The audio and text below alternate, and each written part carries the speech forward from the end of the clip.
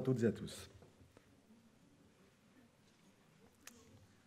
Dans son étude consacrée au rôle du protestantisme ascétique dans l'émergence du capitalisme moderne, le sociologue allemand Max Weber affirmait au début du XXe siècle que le développement industriel, cette formidable accumulation de puissance qui, en quelques décennies, venait de transformer le monde plus profondément que ne l'avait fait plusieurs siècles précédemment, que ce développement industriel, donc, avait désormais complètement échappé aux hommes. En effet, il reposait désormais sur une base mécanique, disait-il, et n'avait donc plus besoin du soutien d'un quelconque engagement volontaire de la part des individus. Le monde économique moderne, disait-il, détermine aujourd'hui avec une force contraignante irrésistible le style de vie de tous les individus qui naissent au sein de cette machinerie, et pas seulement de ceux qui gagnent leur vie en exerçant directement une activité économique. Il ajoutait, peut-être le déterminera-t-il jusqu'à ce que le dernier quintal de carburant fossile soit consumé. On le voit, Max Weber n'était pas précisément optimiste. Il qualifiait l'univers social créé par le capitalisme d'habitacle dur comme l'acier, on traduit parfois par cage d'acier. Et il demandait, avec des accents quasi prophétiques quand on songe à la période actuelle, « Personne ne sait encore qui à l'avenir logera dans cet habitacle. Et si au terme de ce prodigieux développement, nous verrons surgir des prophètes entièrement nouveaux ou une puissante renaissance de pensées et d'idéaux anciens, voire, si rien de tout cela ne se produit, une pétrification mécanique, parée d'une sorte de prétention crispée. Dans ce cas, à coup sûr, pour les derniers hommes de ce développement culturel, la formule qui suit pourrait se tourner en vérité. Spécialiste sans esprit, jouisseur sans cœur, ce néant s'imagine s'être élevé à un degré de l'humanité encore jamais atteint. » Fin de citation. Le diagnostic historique posé par Weber a de quoi nous interpeller un siècle plus tard. D'abord par sa lucidité désabusée et incroyablement clairvoyante. Manifestement, Weber ne faisait pas partie des enthousiastes du progrès que, paraît-il, nos prédécesseurs auraient unanimement été jusqu'à très récemment. Nous interpeller aussi par la résignation qui semble le caractériser, comme si la trajectoire historique prise par l'Occident et le monde à sa suite devait inéluctablement nous mener jusqu'à son aboutissement final. Et le propos est d'autant plus dérangeant lorsqu'on sait par ailleurs que Weber ne prônait pas l'arrêt, ni même le ralentissement de la roue de l'histoire. Il prêchait plutôt une sorte de résignation active. L'homme n'avait d'autre choix, d'après lui, que de regarder virilement en face le destin de son temps et d'acquiescer héroïquement à ce destin, au lieu de chercher à retourner comme un enfant dans les bras des vieilles églises. Quelles que soient les conséquences néfastes pour l'humain de la rationalisation du monde, une société, d'après lui, n'avait d'autre choix que de s'y engager, toujours plus, en raison de la guerre économique dans laquelle chacune était engagée. Aussi, bien que dans ses écrits, le progrès apparaisse souvent comme une catastrophe anthropologique, Weber opte finalement résolument pour lui. En cela, Weber est assez représentatif des relations paradoxales qu'entretiennent la plupart des sociologues classiques vis-à-vis du progrès. À côté de Weber, évidemment, les autres sociologues allemands, Tönnies et Simmel, qui sont eux aussi très critiques vis-à-vis de la modernité.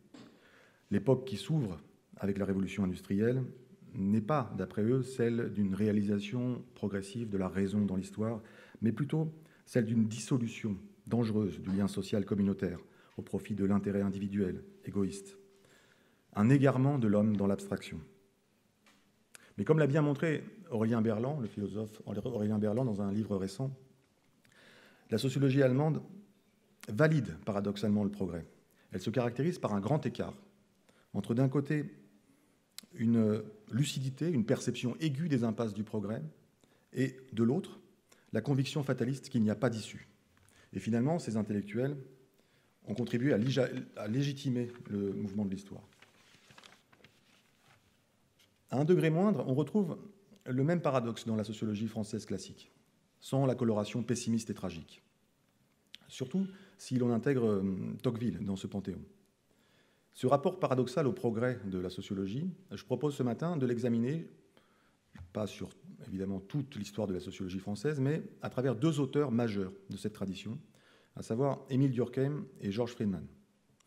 Avec un demi-siècle d'écart, Émile Durkheim au tournant des 19e et 20e siècles et George Friedman au milieu du 20e siècle, Tous deux font en effet le choix paradoxal d'adhérer à la dynamique générale de l'histoire, et ce, malgré tous les griefs qu'ils peuvent lui opposer. Et on verra qu'ils sont nombreux. Et ce choix est d'autant plus important et intrigant pour nous que les critiques qu'ils font à la société de leur temps nous apparaissent rétrospectivement comme très radicales et mettent par contraste en évidence l'amnésie, la timidité, pour ne pas dire plus, dont font preuve les sociologues plus contemporains sur la question du progrès. Alors je terminerai ma présentation en exposant quelques-uns des points qui rendent, à mon avis, aujourd'hui nécessaire une sociologie ayant rompu avec le paradigme du progrès. Mais, j'ajoute, pas nécessairement avec son idéal. Alors avant de commencer, il faut faire un certain nombre de précisions sémantiques au sujet de l'idée de progrès. Le titre de ma présentation s'intitule « La sociologie et le mythe du progrès ». Alors il faut entendre mythe dans le sens le plus trivial du terme, c'est-à-dire une croyance très profonde d'ordre quasi religieux qui n'est soutenue ni par la raison ni par la confrontation aux faits. Le progrès, c'est d'abord un idéal que l'on considère généralement comme lié aux Lumières, celui d'un monde dans lequel le plus grand nombre aurait accédé à la dignité et à un destin pleinement humain, c'est-à-dire à une existence libérée des préjugés, des anciennes tutelles religieuses, féodales, un monde dans lequel l'homme serait rendu individuellement maître de son destin par l'exercice de la raison. Alors je dois préciser que si croire au progrès, c'est croire qu'on peut œuvrer pour rapprocher le monde réel de cet idéal, alors personnellement je ne vois pas pourquoi on devrait y renoncer. Mais il n'y a pas que cela dans le mythe du progrès. Il y a aussi une idée, typique des Lumières elle aussi, selon laquelle le développement des sciences et des techniques modernes entraîne la maîtrise croissante de la nature par l'homme et, automatiquement, également le progrès moral et le progrès social. Dans une version simplifiée, cette idée se mue souvent en une simple adhésion au cours du temps, au sens de l'histoire. C'est la croyance dans le caractère inéluctable du perfectionnement global et linéaire de l'humanité. Croyance assez naïve, selon laquelle l'histoire est fléchée, et l'écoulement du temps nous élevant nécessairement vers un mieux. Croyance naïve d'origine probablement religieuse, sans doute une sécularisation du millénarisme chrétien. La conséquence est décisive, puisque ça veut dire que rien de ce que le passé nous lègue ne vaut vraiment la peine d'être conservé. Dans sa version radicale, ça donne ce que Jean-Claude Michéa a appelé le complexe d'Orphée, c'est-à-dire cette peur panique de se retourner, de faire preuve du moindre attachement envers le passé, et corrélativement, l'adhésion enthousiaste, irraisonnée, immédiate, inconditionnelle envers n'importe quelle forme de modernisation. Alors je précise qu'on peut comprendre l'adhésion au sens de l'histoire, on peut comprendre ce que cette adhésion avait de séduisant au XVIIIe siècle, au début du XIXe, quand l'Europe était encore profondément façonnée par des structures techniques, sociales, économiques, héritées de l'Ancien Régime. Mais cette adhésion devient déjà beaucoup plus critiquable lorsque ces dernières apparaissent comme vaincues et que, de surcroît, commencent à se faire sentir les effets négatifs de l'industrialisation. Et c'est justement le grand mérite des fondateurs des sciences sociales que d'articuler une défense de certains aspects importants de l'idéal du progrès avec un effort d'analyse lucide sur la trajectoire historique de leur époque. Poser la question du progrès, d'un point de vue sociologique, je dirais, implique nécessairement d'opérer un diagnostic historique. Quelles sont les forces qui travaillent le réel ? Peut-on identifier une trajectoire ? Et cette trajectoire nous rapproche-t-elle de l'idéal progressiste d'un monde où la liberté et l'égalité joueraient vraiment un rôle déterminant ? Le problème, ce qui obscurcit considérablement les choses, c'est qu'on appelle souvent progrès le changement lui-même, tel qu'il s'opère historiquement, sans vraiment se demander s'il nous rapproche effectivement de l'idéal vers lequel il est censé nous conduire. Et quand je dis le changement tel qu'il se fait historiquement, il faut quand même le qualifier. Depuis 2 siècles, le fait majeur, c'est le développement industriel. Cette colossale accumulation de puissance matérielle à travers une production de plus en plus massive et automatisée, à travers des échanges de plus en plus intenses et étendus, le tout rendu possible par le perfectionnement des sciences et des techniques modernes, mouvement piloté principalement par les mécanismes marchands et également par une bureaucratisation croissante. Ce processus va s'accélérant depuis 2 siècles et malgré des périodes de ralentissement brutal, il paraît devoir tout emporter sur son passage. Alors en résumé, ce que j'appelle mythe du progrès, c'est la croyance infailliblement reconduite dans le caractère positif des transformations en cours, dans le caractère positif des révolutions industrielles successives, et ce, malgré ce qu'un examen rationnel et attentif au concret pourrait nous indiquer. Et je précise que critiquer cette trajectoire ne revient pas, à l'inverse, à idéaliser l'état social précédent, ni à nier qu'il soit possible ou souhaitable de le transformer le monde. Alors, l'idée générale par rapport à ce mythe, c'est que la sociologie entretient un rapport ambivalent, paradoxal, je l'ai déjà dit. D'un côté, elle naît comme réaction critique au mythe du progrès. Elle identifie un certain nombre de problèmes décisifs qui non seulement ne sont pas réglés par le progrès, mais semblent même générés par lui, en tout cas croître avec lui. C'est ce que Robert Nisbet, le sociologue américain, a bien montré dans la tradition sociologique. Les premiers sociologues n'appliquent pas bêtement la doctrine du progrès aux sociétés. Au contraire même, ils réactivent certains thèmes conservateurs. Et ils adoptent, vis-à-vis de la logique de destruction du monde ancien, destruction des communautés, destruction de l'autorité traditionnelle, un point de vue critique. Ils pointent notamment l'émergence de nouvelles menaces, à bien des égards pires que celles du passé. Mais d'un autre côté, même à l'origine, même chez les classiques, il est rare que la sociologie rompe explicitement avec le mythe du progrès.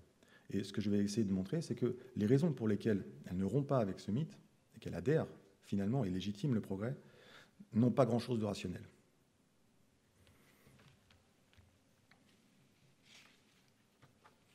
Alors je vais commencer par le cas d'Émile Durkheim, considéré en France comme le grand fondateur de la sociologie. Je m'appuierai principalement sur deux ouvrages, La division du travail social et Le suicide. Alors d'abord, le diagnostic historique de Durkheim. Qu'est-ce que le progrès d'après lui? Le progrès, c'est la division du travail social croissante. Il identifie la dynamique générale de l'époque dans ce mouvement-là. La division du travail, pour lui, c'est un phénomène qui remonte à la nuit des temps et qui se généralise et s'accélère à son époque. Ce qu'il entend par le terme division du travail, c'est la division technique et la division sociale. Division dans les manufactures, le travail se divise à l'infini, mais aussi division entre les manufactures, entre les secteurs d'activité, entre les professions. Tout cela est reflété et encouragé par les progrès du commerce, dans un mouvement que Durkheim qualifie de spontané et irréfléchi, et qui déborde largement le monde économique. C'est donc la division du travail, d'après lui, qui augmente la force productive de la société. C'est la condition nécessaire du développement intellectuel et matériel des sociétés. C'est, nous dit-il, la source de la civilisation. Elle assure le triomphe progressif de l'intellect sur l'instinct. Elle détache peu à peu la vie de la matière. Elle la spiritualise. Elle la rend plus souple, plus libre, en la rendant plus complexe. Donc ça, c'est l'identification de la trajectoire générale. Mais ce qui nous intéresse ici, c'est que Durkheim rompt avec certains aspects du mythe du progrès. En effet, pour lui, le progrès, la civilisation, n'a rien de moral. Je vais me permettre de le citer ici. Nous avons remplacé les diligences par les chemins de fer, les bateaux à voile par les transatlantiques, les petits ateliers par les manufactures. Tout ce déploiement d'activités est généralement regardé comme utile, mais il n'a rien de moralement obligatoire. L'artisan, le petit industriel qui résiste à ce courant général et persévère obstinément dans leurs modestes entreprises, font tout aussi bien leur devoir que le grand manufacturier, qui couvre un pays d'usines et réunit sous ses ordres toute une armée d'ouvriers. Et la conscience morale des nations ne s'y trompe pas. Elle préfère un peu de justice à tous les perfectionnements industriels du monde. Le progrès n'est donc pas moral, il n'est même pas vraiment utile.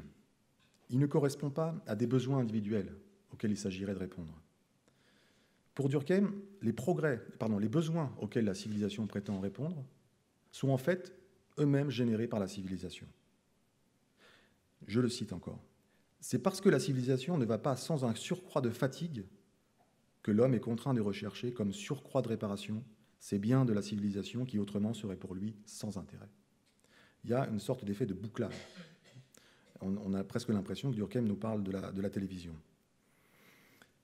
Si la division du travail avait vraiment pour objectif de répondre à des besoins, nous dit-il, alors elle n'aurait d'autre fonction que d'atténuer les effets négatifs qu'elle produit elle-même, de penser des blessures qu'elle fait. Et dans ces conditions, il pourrait être nécessaire de la subir, la civilisation, mais il n'y aurait aucune raison de la vouloir, puisque les services qu'elle rendrait se réduiraient à réparer les pertes qu'elle cause. Plus généralement, le progrès ne résulte pas du tout de la quête du bonheur. En fait, Durkheim nous explique que dans les sociétés les plus simples, les gens se contentaient de peu et étaient totalement insensibles à ce qui pour nous a du prix. En conséquence, si vraiment le progrès avait visé à accroître notre bonheur, il y aurait longtemps qu'il serait arrivé à sa limite extrême. Et la civilisation qui en résulte se serait arrêtée. Car pour mettre l'homme en état de mener cette existence modeste qui est la plus favorable au plaisir, nous dit Durkheim, on dirait du Pierre Rabhi, il n'était pas nécessaire d'accumuler indéfiniment des excitants de toutes sortes. Un développement modéré eût suffi pour assurer aux individus toute la somme de jouissances dont ils sont capables. Et donc, pour Durkheim, l'humanité serait rapidement parvenue à un état stationnaire, d'où elle ne serait plus sortie. Alors, je continue sur la démonstration de Durkheim. D'une manière générale, le progrès, la division du travail, n'augmente pas le bonheur non plus. Non seulement il n'avait pas pour objectif d'augmenter le bonheur, mais il ne l'augmente pas vraiment. Et Durkheim nous dit même qu'à son époque, le bonheur moyen dans la société diminue. Et il identifie un signe, une preuve de cette diminution du bonheur moyen dans l'explosion du taux de suicide. Le cas des suicides marque suffisamment Durkheim pour qu'il consacre un livre entier à cette question. Alors en sociologie, on fait souvent de ce livre une sorte de manifeste en faveur de la légitimité scientifique de la sociologie, un manifeste, un manuel de méthodologie presque. Mais il ne faut pas oublier non plus que pour Durkheim, l'étude du suicide s'inscrit dans son diagnostic historique, il s'inscrit dans son ambition, l'ambition qu'il confère à la sociologie d'être la médecine du social. Et il se demande comment expliquer l'explosion du nombre de suicides à la fin du XIXe siècle. Il mesure à peu près, je crois qu'il mesure à plus 385% l'évolution du taux de suicide sur les 50 dernières années, une évolution qui caractérise à des degrés divers toute l'Europe. Et pour lui, donc, cette explosion est un signe de maladie sociale, un signe de pathologie sociale. Et l'ensemble de son livre est en fait l'occasion pour lui de passer en revue tous les aspects destructeurs du progrès. Le problème principal, d'après lui, c'est la destruction du monde ancien, la destruction des anciennes structures sociales, la destruction des communautés locales, de la famille, des corporations, de la religion. Ensemble, destruction de l'ensemble des cadres qui régulaient l'activité économique. Pour lui, c'est tout un système d'organes nécessaires au fonctionnement normal de la vie commune qui nous fait désormais défaut. Ce qui caractérise Durkheim, c'est qu'il ne croit pas du tout à l'autorégulation des marchés. Ça, il n'y croit pas du tout, il ferraille sans arrêt contre le libéralisme. Mais il ne croit pas non plus que l'État pourrait être la solution. Je le cite, « Une société composée d'une poussière infinie d'individus inorganisés, qu'un État hypertrophié s'efforce d'enserrer et de retenir, constitue une véritable monstruosité sociologique. » Alors, parmi les problèmes décisifs qu'il identifie, c'est vraiment le primat donné par tous, les gouvernements et même les citoyens, à l'impératif de développement économique. Il remarque que depuis un siècle, le progrès économique a principalement consisté à affranchir l'industrie de toute réglementation. Et il se reprend particulièrement au gouvernement, qui, au lieu d'être les régulateurs de la vie économique, en sont devenus l'instrument et le serviteur. Il déplore que dans toutes les écoles de pensée, on considère que les nations doivent avoir pour seul ou principal objectif de prospérer industriellement. Alors, je me permets de citer ces phrases-là parce qu'elles résonnent étrangement avec le débat public actuel. Plus généralement, Durkheim déplore le fait que l'industrie, au lieu d'être regardée simplement comme une fin au service de l'homme, est regardée comme la fin suprême des individus et des sociétés. Au lieu d'être regardée comme un moyen au service de l'homme, est regardée comme la fin suprême des individus et des sociétés. Et ce qui lui fait le plus peur à Durkheim, c'est le déchaînement infini des désirs que ce développement suscite. Cette passion de l'infini qui caractérise l'homme moderne et qui, d'après lui, est présentée souvent comme une marque de distinction de morale, alors qu'elle est un signe de dérèglement. Il déplore explicitement que la doctrine du progrès quand même, et le plus rapide possible, soit devenue un article de foi. Et je souligne, soit devenue un article de foi. On est bien dans le mythe du progrès, et ici dans la critique du mythe. Et pourtant, malgré ces remarques tout à fait radicales à l'encontre du progrès, que l'on pourrait presque croire écrite aujourd'hui, et pour parler de la mondialisation, Durkheim opte résolument en faveur de la dynamique historique qu'il a identifiée. Alors comment expliquer ce paradoxe apparent? Comment expliquer que le constat d'une multiplication des problèmes n'amène jamais Durkheim à envisager que c'est le mouvement général lui-même, l'industrialisation sans limite, qui puisse être en cause? La réponse peut surprendre, car elle a peu de rapport avec l'idéal progressiste d'un homme maîtrisant consciemment sa propre histoire. En fait, pour Durkheim, la dynamique du progrès, la division du travail, est une loi de la nature qui s'impose aux hommes. C'est un phénomène de biologie générale dont les conditions sont à rechercher dans les propriétés élémentaires de la matière organisée. Et en fait, les sociétés humaines, en se conformant à cette loi, cèdent à un courant qui est né bien avant elles et qui entraîne dans le même sens le monde tout entier. Donc Durkheim nous parle d'un processus aveugle, implacable, que lui fait même remonter à la lutte pour la vie, dans des analyses qui sont tout à fait darwinistes.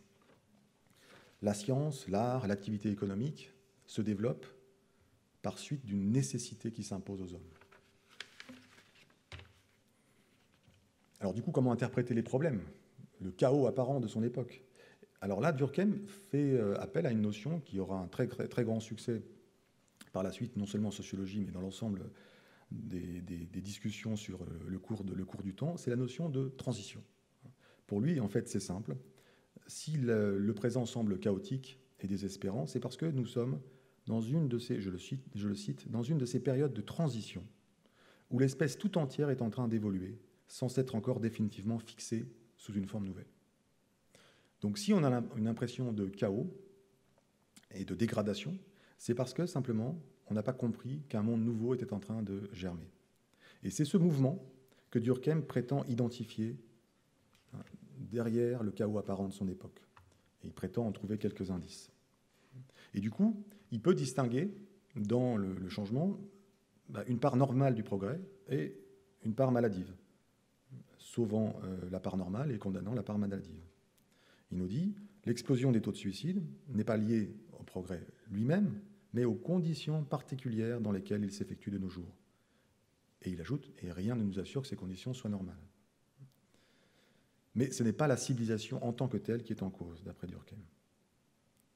Pour résoudre tous les problèmes de son époque, Durkheim nous dit donc qu'il faut simplement trouver la nouvelle forme d'organisation, la nouvelle forme de solidarité, il parlera de solidarité organique, qui correspond à un degré toujours plus poussé de division du travail.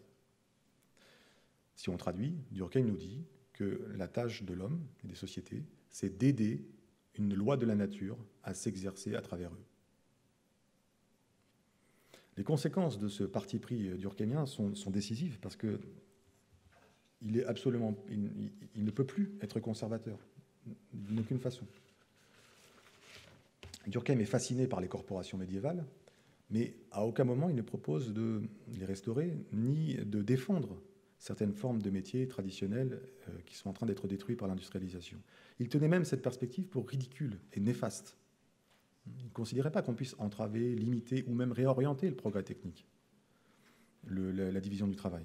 Le remède, dit-il, n'est pas de chercher à ressusciter quand même des traditions et des pratiques qui, ne répondant plus aux conditions présentes de l'état social, ne pourraient vivre que d'une vie artificielle et apparente.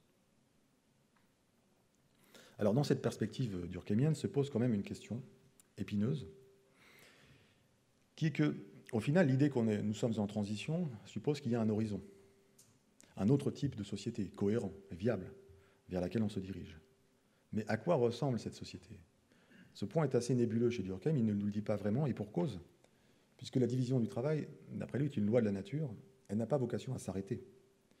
Il n'y a pas une société idéale vers laquelle on se dirige. Il y a un mouvement perpétuel, infini, qui n'est pas du tout contrôlé par l'homme, ni contrôlable. La spécialisation, je le cite, doit être poussée d'autant plus loin que la société est d'une espèce plus élevée, et sans qu'il soit possible d'y assigner d'autres limites. À certains moments, on a même l'impression que Durkheim, c'est dans une note de bas de page, en vient à envisager le dépassement biologique de l'humain. C'est-à-dire, pour poursuivre toujours plus loin la division du travail, il remarque que peut-être la constitution organo-psychique de l'homme pourrait constituer un obstacle. Et à ce moment-là, cet obstacle devra sauter. Ce qui fait peut-être de Durkheim un des premiers transhumanistes. La transition dont il parle est donc une transition sans fin. Mais ce que je voulais souligner, c'est que sa position est celle d'un pari et ne relève pas d'une analyse sociologique ou scientifique, bien qu'il la présente comme telle.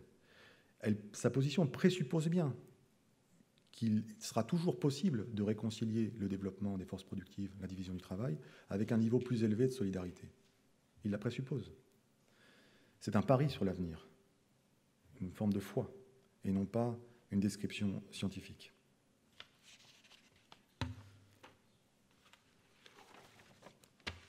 Le deuxième exemple que je voudrais développer est celui de George Friedman, qui est considéré comme l'un des fondateurs de la sociologie du travail en France.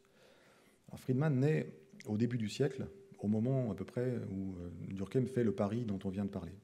Et 50 ans plus tard, Friedman fera le même genre de pari, même s'il est un peu différent. Ce pari reviendra lui aussi à valider le mouvement de l'histoire et à valider ce qu'on continue d'appeler alors le progrès. Ainsi, au début des Trente Glorieuses, Friedman décrit très précisément ce qui, d'après lui, est le mouvement principal de l'époque, c'est-à-dire la mécanisation du monde et toutes les conséquences qu'il qualifie de désastreuses de cette mécanisation. En particulier, la perte du contact direct avec la nature. Mais en même temps, Friedman affirme que cette perte, bien qu'elle soit catastrophique, apparemment, c'est que cette perte est inéluctable et qu'elle constitue même le prélude indispensable à une maîtrise scientifiquement assistée de l'homme sur son environnement. Alors ces idées, il les développe, je citerai quelques ouvrages sur lesquels je m'appuie, dans Le travail en miettes, dans Où va le travail humain, dans Les problèmes humains du machinisme industriel, ou encore, à la fin de sa vie, c'est toujours les mêmes idées qui l'ont travaillé, la puissance et la sagesse. Alors, premier point, George Friedman est un intellectuel qui connaît Durkheim et qui va essayer de confronter ce pari durkheimien dont on vient de parler avec l'évolution ultérieure de la société française. Et ce qu'il dit, c'est que la réalité divergeait déjà à l'époque des théories de Durkheim et elle n'a cessé de diverger davantage encore. En particulier à cause de ce que Friedman appelle le machinisme. Je cite Friedman à propos de Durkheim. « S'il avait vécu, nous dit-il, il aurait été obligé, afin de maintenir dans sa pureté l'idée de solidarité organique, il aurait été obligé de considérer comme anormales la plupart des formes que le travail a prises dans nos sociétés. Aussi bien dans l'industrie que dans l'administration, et même récemment dans le commerce. » Et il pensait là au supermarché américain. Donc il prend au mot Durkheim et il dit « mais voilà ce que Durkheim aurait dit 50 ans plus tard. » Qu'on n'est plus dans une division du travail normale, qu'on n'est plus dans une véritable division du travail, qu'on est dans autre chose. Friedman, on le voit, est beaucoup plus critique que Durkheim. Peut-être que c'est simplement parce qu'il arrive plus tard, vis-à-vis du tour qu'a pris l'histoire au XXe siècle. Il est même de plus en plus critique au cours de sa vie, puisque au début de sa carrière, il est très marqué par le marxisme orthodoxe, et il se moque même des critiques réactionnaires de la machine, comme il les appelle, dans les années 20-30. Mais par la suite, notamment avec l'expérience de la guerre, il prend la mesure d'un processus plus profond, plus fondamental que la question des gains, de la propriété privée et des inégalités. Et ce processus, c'est pour lui la mécanisation du monde. Dans ses ouvrages d'après-guerre, il s'inquiète particulièrement de la multiplication des machines dans tous les domaines, dans l'industrie, machines de production, dans l'agriculture, dans les services, les machines de bureau, des machines de transport, dont l'automobile. Friedman a parfaitement compris que l'automobile était totalement incompatible avec les villes traditionnelles d'Europe et qu'elle les ferait éclater. Mais aussi machines de communication, non seulement télégraphe, mais déjà téléphone, télévision. Friedman voit bien que cette mécanisation ne touche pas seulement le travail, mais l'ensemble de la vie quotidienne. Et il choisit d'appeler milieu technique le monde vers lequel on s'engage. Milieu technique par opposition au milieu naturel. Friedman se considère comme le témoin d'une mutation anthropologique majeure au sujet de laquelle il invite ses lecteurs à réfléchir en des mots que je vais citer et qui pourraient tout à fait être écrits aujourd'hui au sujet des TIC. D'ailleurs, beaucoup de gens disent la même chose aujourd'hui au sujet des TIC. Encore contemporain de ce monde étrange qui envahit la planète, parfois à quelques lieues de ces centres bruyants et trépidants, un autre monde rappelle un passé qui est aussi un présent. Qui n'a pas éprouvé à certaines heures avant toute réflexion, dans ses nerfs et dans sa chair, qu'il s'agit de 2 étapes majeures de l'humanité. On voit que le coût de la transition est une vieille affaire et qui revient très régulièrement dans l'histoire. Alors Friedman se montre volontiers très nostalgique vis-à-vis du monde ancien, un monde dans lequel, d'après lui, existait une continuité entre l'homme et la nature, une circulation constante entre les deux, l'homme prolongeant, façonnant et parfois combattant la nature, mais sans jamais s'en écarter totalement, ni s'extraire d'elle. Le point décisif pour Friedman, c'est que dans le milieu naturel, qui était dépourvu de machines perfectionnées, l'homme était contraint de rester présent à son environnement et de rester constamment mêlé aux choses et aux hommes. Je cite encore Friedman. Ne connaissant pas encore les moyens de transmettre son énergie à distance, ni de transmettre sa parole, son chant, ses commandements à distance, il faut qu'il soit présent. Présent près du matériau, de l'outil, de la machine, présent pour parler, pour enseigner, pour convaincre, présent pour agir. Rien ne lui permet de disparaître de l'événement, de se trouver un substitut. Il paye de sa personne, il est toujours en pleine patte. Ça, c'est dans le milieu naturel.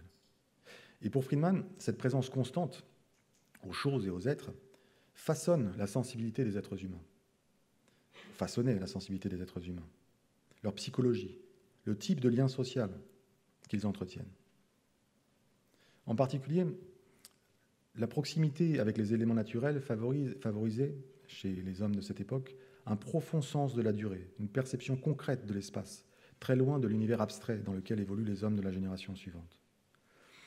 Et enfin, sur le plan des relations sociales, le milieu naturel constituait le terreau de ce que Friedman appelle la sympathie, c'est-à-dire un climat faisant la part belle à la compréhension et à la fraternité réciproque, par opposition, dit-il, à la solitude et à la concurrence que génèrent l'artifice et l'automatisme.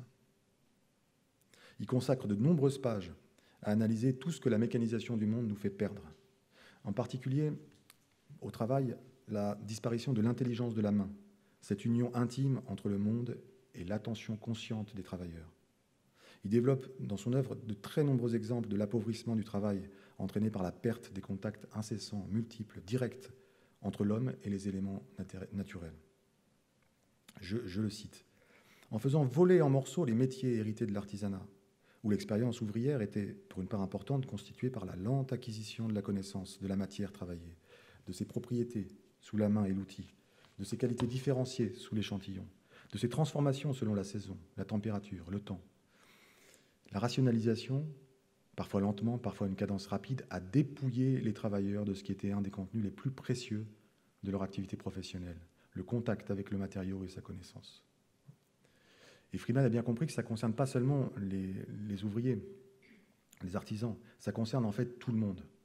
Et il identifie d'ailleurs dans la population un besoin croissant, un besoin physique de contact simple et savoureux avec les éléments. Ce contact, dit-il, que notre civilisation technique rend de plus en plus rare, et lorsqu'elle le permet, artificiel. Et il rejoint ainsi les réflexions de son contemporain béarnais, Bernard Charbonneau. À l'inverse, quand il s'agit de parler du milieu technique, vers où on va, Friedman semble très inquiet.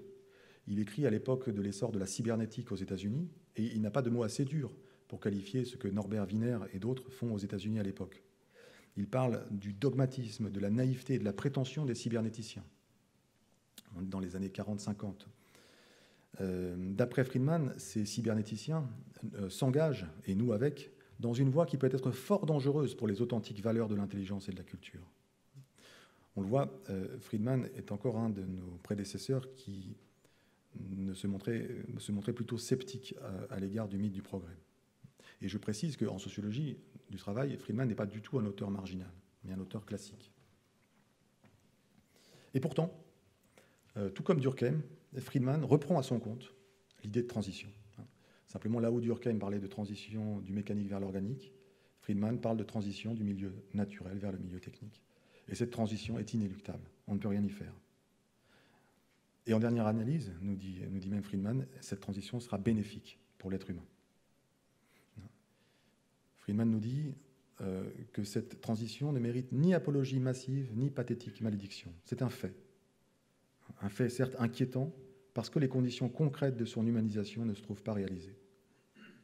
Alors ce point de vue de Freeman, comment est-il justifié? En fait, pour lui, il est inexorable que l'humanité s'avance vers un mode de vie de plus en plus rationnel et de moins en moins soumis aux anciennes conceptions mystiques.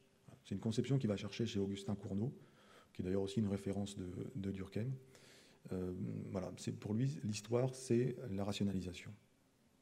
Et du coup, pour lui, ça signifie qu'au travail, par exemple, le savoir concret issu de l'expérience sensible de chacun, qui est en train d'être détruit, sera remplacé et dépassé par un savoir abstrait, hein, désincarné, certes, qui peut faire peur, mais au final, qui sera plus subtil, et qui permettra une meilleure maîtrise par l'homme de la nature. Et donc, la société, d'après lui, est forcément en transition vers cet état-là. Ce qu'il propose de faire, le programme institutionnel qu'il assigne à la sociologie du travail, c'est d'aider à opérer la meilleure transition possible. La transition la plus harmonieuse possible du milieu naturel au milieu technique, en créant les conditions d'une humanisation du milieu technicien. C'est ce pari-là qu'il traduit sous forme d'un programme institutionnel de recherche. Ce pari est tout à fait frappant rétrospectivement et mérite quand même d'être commenté. Il repose en effet sur des postulats qui semblent assez aventureux. En particulier l'idée que l'humanité est vraiment en train d'acquérir une maîtrise croissante de la nature. Freeman en est convaincu. Il nous dit « Depuis 150 ans, le rythme du progrès technique manifeste une accélération jusqu'alors inconnue. » Et il en déduit, de manière quand même assez aventureuse à mon avis, l'homme est de moins en moins tributaire de la nature, et l'utilisation industrielle de l'énergie atomique ne fera que précipiter cette évolution. Donc en fait, le rapport à la nature s'est réglé, ou en passe d'être réglé.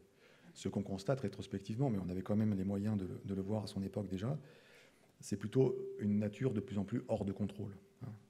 Je ne vais pas énumérer la liste nombreuse des problèmes nucléaires, résistance aux antibiotiques, pollution chimique, dérèglement climatique, etc., etc. Le problème n'est pas que le chemin de la transition est dur et sera encore long, mais sans doute que nous ne sommes pas sur le bon chemin. Il y a un autre postulat que fait Durkheim et qui ne laisse pas d'étonner, c'est que l'avènement de la société technicienne, du milieu technicien, sera toujours compatible avec son humanisation. C'est d'autant plus étonnant que pour Friedman, le progrès technique ne va pas s'arrêter, il ne va jamais s'arrêter. Il parle bien de progrès continu des techniques. Mais il postule que quel que soit le niveau de perfectionnement technique, d'automatisation, de mécanisation, on pourra toujours l'humaniser. Or, ce qu'il constate réellement dans les faits, c'est plutôt le contraire. C'est un écart grandissant entre l'idéal et la réalité. Et pourtant, rien n'y fait. Il maintient son postulat, d'ailleurs même jusqu'à la fin de sa vie. Simplement, à la fin de sa vie, les solutions qu'il imagine sont moins sociales, sociologiques que spirituelles et même religieuses. On pourra toujours réhumaniser donc le milieu technique. Alors mon troisième point, que je vais faire assez rapidement pour laisser une place à la discussion, pour aujourd'hui, que penser d'aujourd'hui? Alors plutôt que d'énumérer les raisons pour lesquelles, à mon avis, il faut rompre avec cette adhésion au mythe du progrès, je vais rappeler que l'adhésion des classiques qu'on vient de voir à ce mythe, puisque finalement ils y adhèrent, n'était pas totalement inconsciente, comme on le croit parfois, et il relevait donc d'un pari, un pari sur l'avenir, et un pari dont la réussite passait par des conditions qui, rétrospectivement, paraissent très exigeantes, et qui peuvent du coup nous aider peut-être à analyser notre situation présente. Prenons Friedman, par exemple. Il ne manquait pas d'assortir sa démarche d'un avertissement. Je le cite. « L'automatisation peut certes déverser en cataracte les biens de consommation, créer l'abondance, délivrer l'homme de beaucoup de tâches physiquement et moralement dégradantes. Ces virtualités sont immenses. » C'est la version progressiste. Mais, ajoutait-il, ce programme exige une rénovation économique et sociale si profonde qu'elle équivaut à une révolution. Et on oublie souvent cette deuxième partie. D'autre part, ajoutait-il, il faut être parfaitement candide ou aveugle pour imaginer que la suppression de tous les travaux d'exécution dans une humanité dépourvue de justes institutions sociales et de sagesse n'aurait pas pour principal résultat de consacrer leur aliénation. À la fin de sa vie, il était encore plus pessimiste, surtout quant au rôle possible des sciences sociales dans cette humanisation possible, et il réitère le même type d'avertissement au sujet des ordinateurs en 1970. Certes, affirme-t-il, les applications scientifiques et administratives des ordinateurs sont multiples et fascinantes, mais il ajoutait que sans une éducation, sans une élévation de l'humain, une société grouillante d'électronique et d'électroniciens risque de naître, dans l'histoire de l'espèce, qu'une nouvelle et détestable forme de barbarie. Alors, rétrospectivement, on peut imaginer qu'une société qui aurait, dans les années 50, 60 par exemple, mis fin aux grands antagonismes sociaux, mis fin à la domination, qui serait parvenue à mieux répartir le pouvoir, aurait peut-être effectivement été en mesure de domestiquer ses propres réalisations techniques.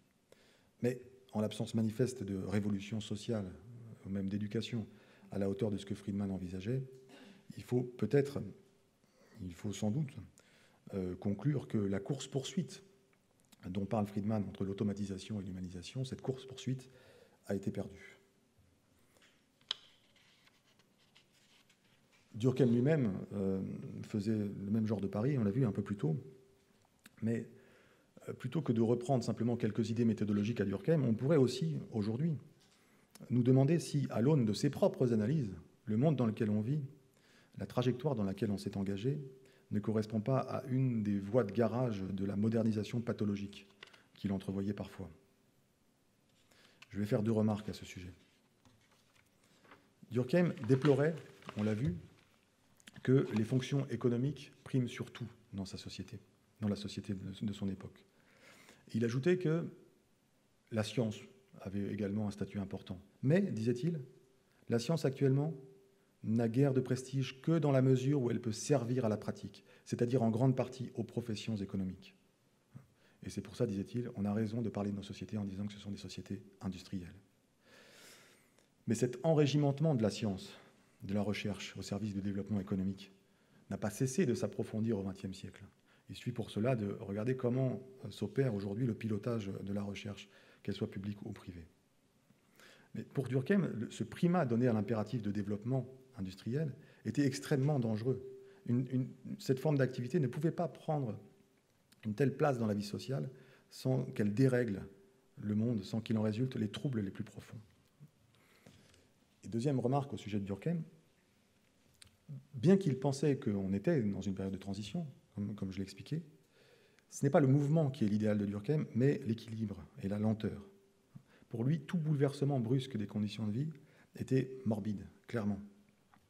Une société ne peut changer de structure avec cette soudaineté, disait-il. Ce n'est que par suite de modifications lentes et presque insensibles qu'elle arrive à revêtir d'autres caractères. Même un brusque moment d'accroissement de puissance ou de fortune, pour Durkheim, était morbide.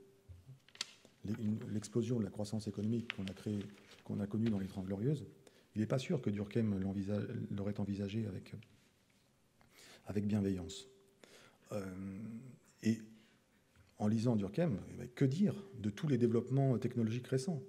Que dire de la diffusion à une vitesse incroyable depuis une vingtaine d'années de centaines de millions d'ordinateurs de toute taille dans tous les interstices de la vie sociale, sans qu'aucun bilan de ce processus ne soit fait, sans qu'aucune prise de recul par rapport à tout ça ne soit faite. De manière générale, il est clair que le phénomène d'accélération que l'on connaît de nos jours n'annonce aucune forme de transition vers une société plus haute, en tout cas au sens où l'entendait Durkheim. Alors, je vais m'arrêter là pour laisser un petit peu de temps à la discussion éventuelle et aux questions, aux remarques que vous pourriez faire. Je vous remercie.